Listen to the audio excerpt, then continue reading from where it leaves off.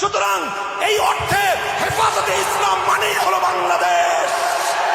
হেফাজতকে আঘাত করার নাম হলো বাংলাদেশকে বিপন্ন করা।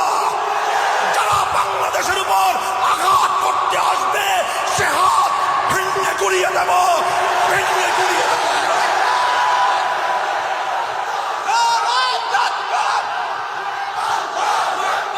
আল্লামা জুনায়েদ বাবুনগরী হেফাজতে ইসলামের পরিচয় তুলে ধরেছিলেন জাতীয় মসজিদ বাইতুল মুকাররমের সামনে আল্লাহর নবীর ইজ্জত রক্ষায় ফ্রান্সের দূতাবাস ঘেরাও কর্মসূচির আগ মুহূর্তে তিনি বলেছিলেন হেফাজতে ইসলাম কি জিনিস।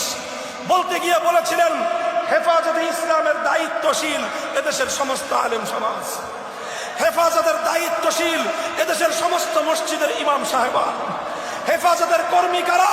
হেফাজতের কর্মী হলো সারা বাংলাদেশের 3.5 লক্ষ মসজিদের সমস্ত মুসল্লিরা। হেফাজতের কর্মী